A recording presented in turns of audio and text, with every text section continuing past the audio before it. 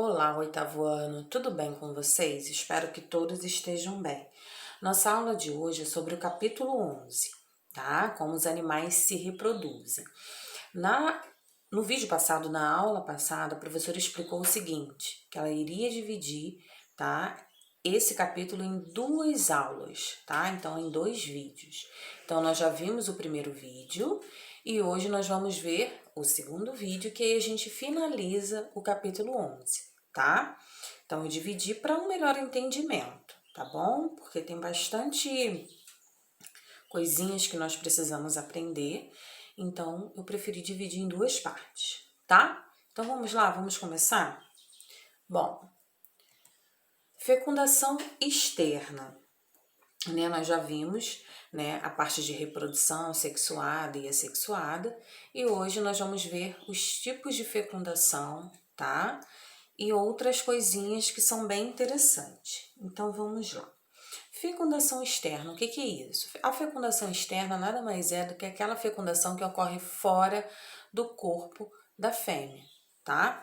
Então, existem espécies que liberam os óvulos na água e eles são fecundados externamente, tá? Então, os anfíbios e algumas espécies de peixes são por isso classificados como espécies ovolíparas, cujos óvulos na água deverão ser fecundados pelo macho. Nesse caso, quando a fusão dos gametas ocorre fora do corpo da fêmea, ela é chamada de fecundação externa. Eu coloquei até aí um esquemazinho para vocês entenderem, tá? Como isso acontece, né? Porque a fêmea, ela deposita, né, os óvulos na água e eles são fecundados pelo macho. E dali começa a se desenvolver, tá? No caso, o sapo, vocês podem até ver como acontece, coloquei direitinho, até ele se formar aí, né? No caso aí até uma rã, tá? Até ele se formar em adulto, tá?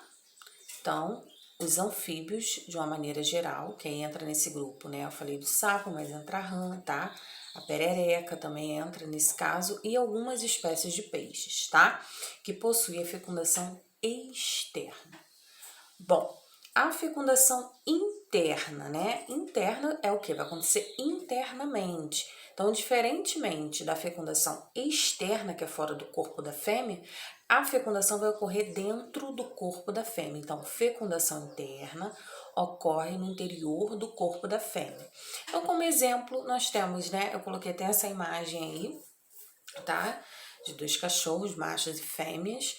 Então, tem o ser humano, tá? A fecundação também é interna, dos cães, gatos, tá? Coelhos, onças e etc, tá? Então, a grande maioria, então, né, ocorre fecundação interna, tá? A maioria das espécies. Bom, a reprodução humana, então. Então, vamos entender agora como acontece a reprodução humana, tá? Então, os seres humanos produzem gametas, né? Então, tanto a mulher quanto o homem vão produzir gametas. E eles vão se reproduzir de que forma? Sexuadamente, tá? Então, esses gametas são produzidos por um tipo de divisão celular chamado meiose, no qual as 4 células resultantes possuem metade da quantidade de DNA da célula que deu origem. Então, nas gônadas, tá? Os ovários e testículos ocorre a gametogênese, processo de produção de gameta nos animais. No sexo masculino, esse processo é chamado de espermatogênese e no feminino, ovogênese, tá? Nós vamos entender mais pra frente tudo como ocorre, tá? Vamos lá. Então, o gameta masculino, como eu disse, né? Tanto o homem quanto a mulher vão produzir gametas. No caso do homem, o gameta masculino do homem é chamado de espermatozoide, sendo uma célula flagelada capaz de nadar para encontrar o óvulo, o gameta feminino. Os espermatozoides são produzidos dos testículos localizados no interior da bolsa escrotal. Então, aí eu coloquei uma imagem de um espermatozoide, tá? Com as suas partes, tá bom? Ele é que vai encontrar o óvulo. Então, ele tem que ter essa capacidade de nadar até encontrar o óvulo, tá? Que é o gameta feminino, tá bom? Bom, o gameta feminino.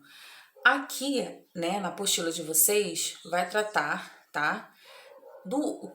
Eles vão adotar o termo óvulo para o gameta feminino, tá? Uma vez que a ovogênese será estudada posteriormente, novos termos serão apresentados. Então, vocês podem, né, agora usar esse termo, tá? Não tem problema nenhum, mas para frente a gente vai conhecer outros termos, tá? Então, os óvulos são produzidos pelos ovários que estão ligados ao útero pelas tubas uterinas. O óvulo é bem maior que o espermatozoide devido ao fato de haver acúmulo de vitelo, um tipo de reserva nutricional armazenado no seu citoplasma, tá? Então, eu coloquei uma imagem para vocês verem, tá? Ele é bem maior, né, se comparado com o espermatozoide, tá bom? E esse aí é o gameta feminino, tá? Não se esqueçam. Bom, fecundação humana. Então, vamos entender, né, como ocorre a fecundação humana. Nós já vimos que a fecundação humana é uma fecundação interna ou externa?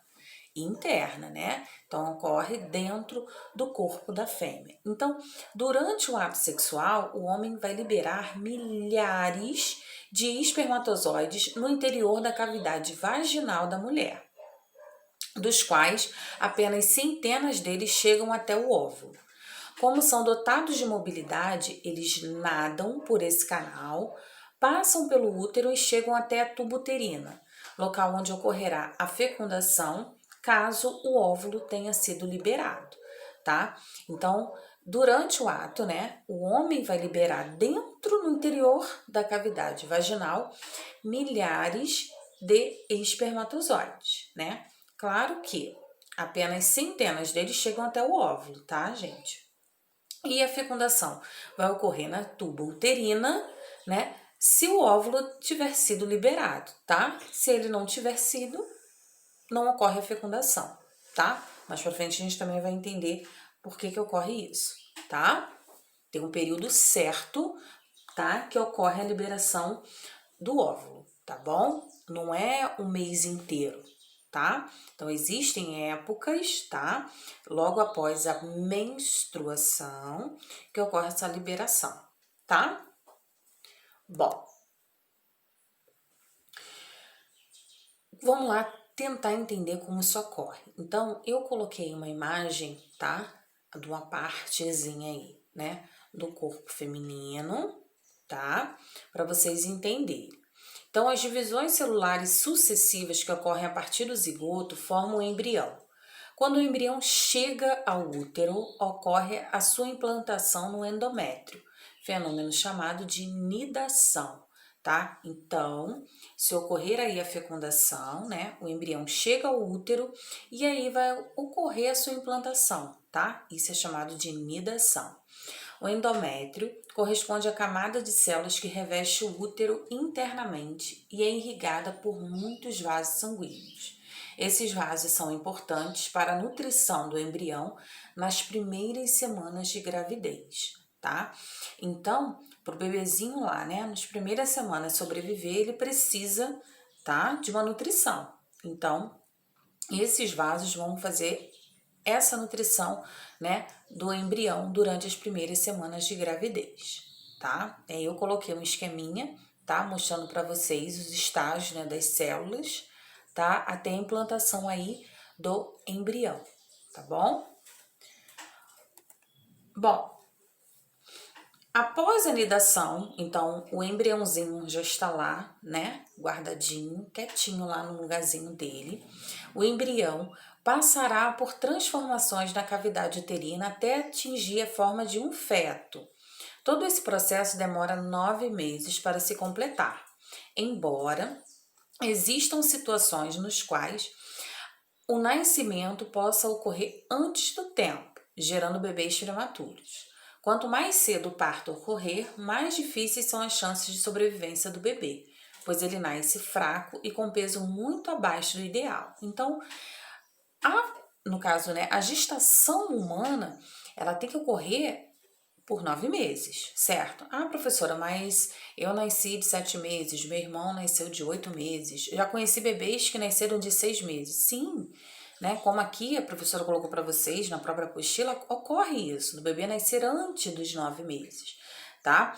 Mas o ideal, é que eu falei para vocês, são os 9 meses. Por quê? Porque o bebê pode nascer muito fraquinho, né? Com peso muito abaixo, né? Quando nasce assim, antes do tempo, né, o bebê ainda tem que ficar na incubadora, né, por algumas semanas, meses, enfim, até atingir o peso ideal para ele poder sobreviver, tá?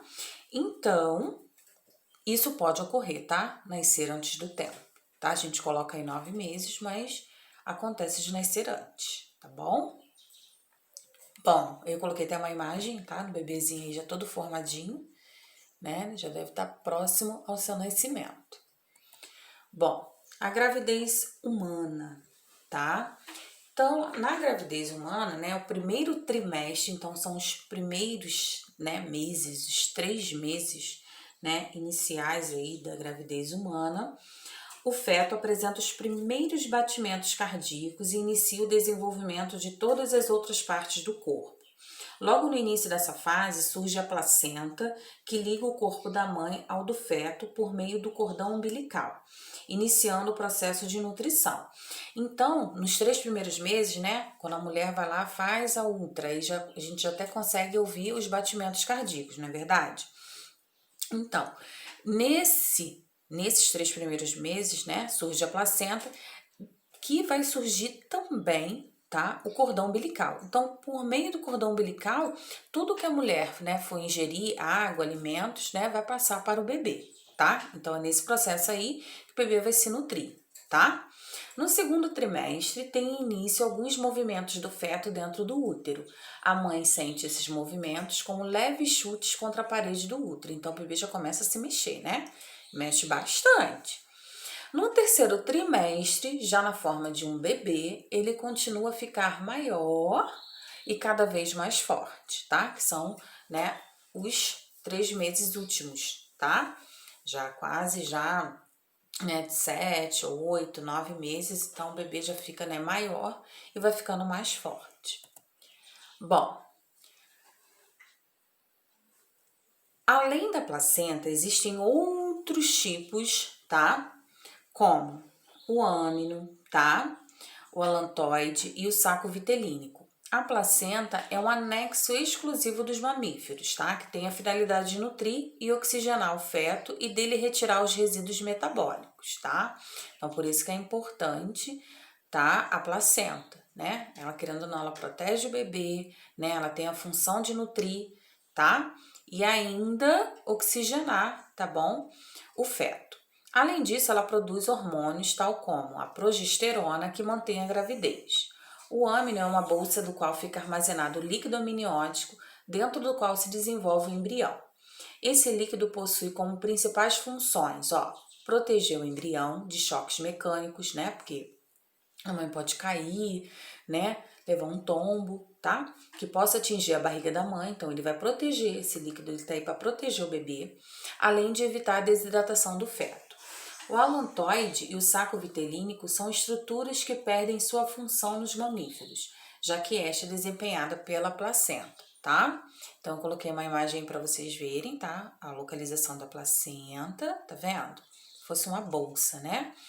O feto, o cordão umbilical, né? Que ele fica diretamente ligado ao bebê e à mãe, tá? E toda a região aí que tá o bebezinho aí para vocês visualizarem, tá? Bom, e como se formam os gêmeos, hein? Será que alguém sabe?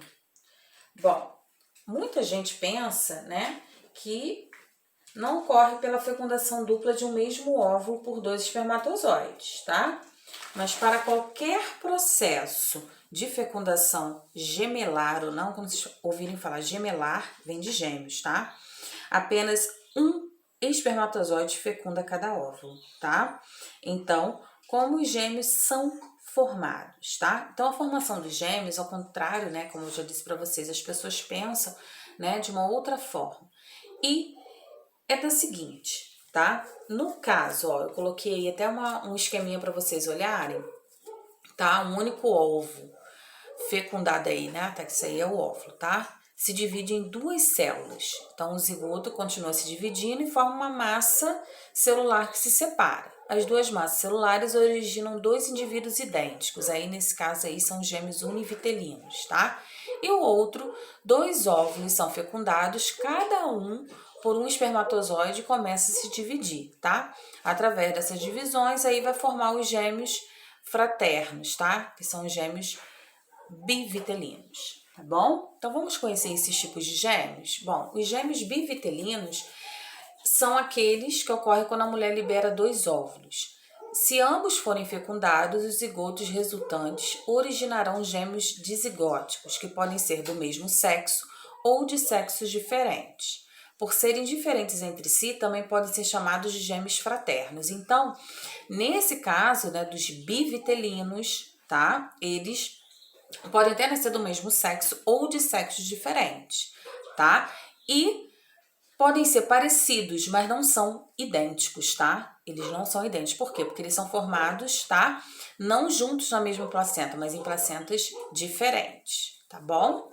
E os gêmeos univitelinos, tá? Ou monozigóticos, são formados quando um único zigoto sofre uma divisão celular e origina duas células. Cada uma delas vai originar um indivíduo que são geneticamente idênticos. Devido a isso, eles serão sempre do mesmo sexo. Então, esse aí já é diferenciado, tá? Os bebês ficam dentro da mesma placenta, juntinhos, tá? Eles, por isso, vão ser geneticamente idênticos e sempre do mesmo sexo. Eu até coloquei essa imagem para vocês verem dessas menininhas, elas são idênticas. Então, são gêmeos univitelinos, tá?